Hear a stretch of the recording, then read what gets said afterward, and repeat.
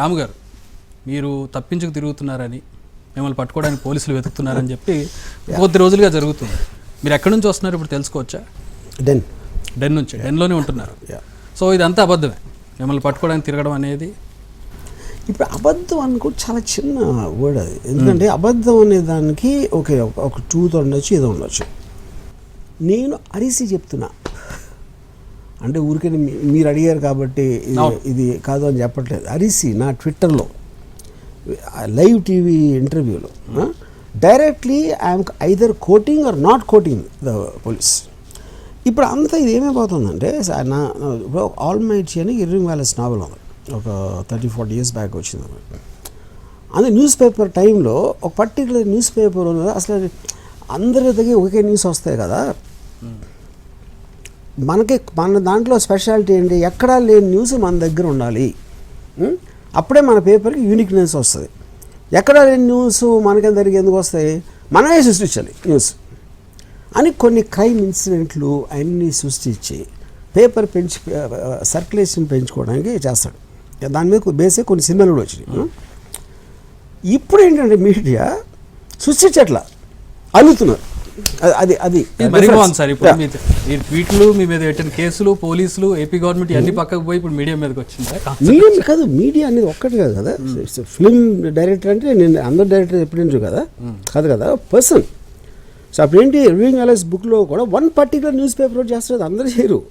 అది ఇప్పుడు ఏమైపోయిందంటే, బికాస్ ఇప్పుడు ఫర్ ఎగ్జాంపుల్ నా కేసు డీటెయిల్ చూసాను.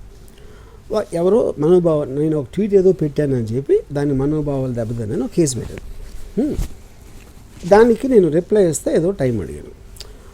అది ఆ డేట్ వచ్చినప్పుడు మళ్ళీ ఇంకో టైం అడిగాను. అది ఇంకోటి ఇప్పుడు సుప్రీంకోర్టు ఆ డెసిషన్స్లో ఇవి నరేంద్ర మోడీ గారు ప్రమోట్ చేసిన ఒక స్కీమ్లో వర్చువల్గా రావచ్చా, వస్తాను కావాలంటే అని చెప్పాను. కానీ దానికి ఆన్సర్ వాళ్ళు ఇవ్వాలి, వద్దు కుదరదు లేకపోతే ఓకే ఏదో వాట్ ఎవర్ దే ఫీల్. నేను 11 o'clock చెప్పి రావాలంటే 10 o'clock నేను ఆ క్వశ్చన్ ఆ లెటర్ పెట్టాను. 10:30కి వచ్చారు పోలీసులు. ఓకే, వాళ్ళు ఎందుకు వచ్చారో నాకు తెలియదు. అప్పుడు లేను ఆ టైంలో, ఆ పర్టికులర్ టైంలో. కొంతసేపు ఉండి వెళ్ళిపోయారు. మీడియా కూడా చూశారు. మీకు తెలుసా వాళ్ళు వచ్చారన్నప్పటికీ? అఫ్కోర్స్. ఇప్పుడేంటి ఇప్పుడు నేను నా ఫోన్ నుంచే ఆఫీసర్ గారికి పెట్టాను లెటర్. ఏది నా ఇంకా టైం అడుగుతా, ఆ నా నంబర్ ఆయన దగ్గర ఉంది. అది నేను చెప్పేది పాయింట్ 1. ఆ రోజు 2 o'clock వరకు నా ఫోన్ ఆన్లోనే ఉంది. ఏది వాళ్ళు వచ్చినప్పటి నుంచి, వాళ్ళు 10కి వస్తే 2 o'clock వరకు నా ఫోన్ ఆన్లోనే ఉంది. నేను ఎక్కడ ఉన్నానో అక్కడ. ఓకే, నాకు అసలు దాని గురించి నన్ను కాంటాక్ట్ చేయడానికి కూడా ట్రై చేయాలి. తర్వాత వాళ్ళ రీజన్సే వెళ్ళిపోయాడు. సో అది నేను తప్పట్లేదు, వాళ్ళు ఎందుకు వచ్చారు ఏంటి వాళ్ళ ఇంటెన్షన్ నాకు తెలియదు కాబట్టి నేను దాని గురించి మాట్లాడను. మీడియా కూడా చూశారు వాళ్ళు వెళ్ళిపోవడం.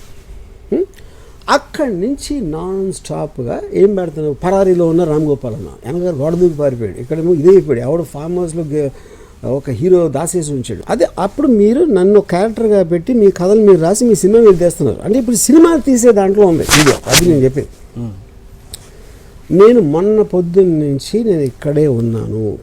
పోలీసులు అరెస్ట్ అని చెప్పలేదు, అరెస్ట్ వారెంట్ ఉందని చెప్పలేదు, మాకు టచ్లో కూడా లేరు అని చెప్తున్నా కూడా ఇంకా దొరకట్లేదు, అక్కడ ఉన్నాడు. అంటే వాడికి ఇంట్రెస్టింగ్ న్యూస్ అది జనాలకి. ఎందుకంటే మనిషి సైకాలజీలో ఒకళ్ళు ట్రబుల్లో ఉన్నారంటే విపరీతంగా ఆనందిస్తారు అందరూ, మనిషి నేచర్ అది. అప్పుడు మీరు ఆ ఎమోషన్ని ప్రవోక్ చేయాలి. ట్రబుల్లో ఉన్నారంటే సంతోషించే వాళ్ళు చాలా ఎక్కువ. అంటే నాకు తెలిసి జనరల్గా అందరి మీద ఉంటుంది, వాళ్ళ పాపులారిటీ పర్సనాలిటీ సొసైటీ వెళ్ళే వాళ్ళ మీద ఎక్కువ ఉంటుంది. ఓకే ఫైన్, ఇప్పుడు కన్నా చరిత్ర ఇప్పుడు కన్నా నాకు అని. సో అది ఇప్పుడు దాని నుంచి నేను కంప్లైంట్ కూడా చేయట్లేదు. ఎందుకంటే we are living in that world. ఆ కైండ్ ఆఫ్ ఫాస్ట్ కాన్స్టెంట్ మనకు ఒక కాంపిటీషన్ ఉంటుంది. నా న్యూస్ బెటర్గా ఉండాలి, నా థంబ్నెయిల్ బెటర్గా ఉండాలి దానికన్నా. అది అప్పుడే మీరు అట్రాక్ట్ అవుతారు అనే ప్రపంచంలో మనం ఉన్న వరల్డ్ ఓవర్. ఇదేమైతే కొత్తగా ఆంధ్రప్రదేశ్ లేకపోతే ఇక్కడ కాదు అది. Even in America the same thing is happening. Social media అనేదే అదొక ఆల్టర్నేటివ్ వరల్డ్ క్రియేట్ అవుతుంది, క్రియేట్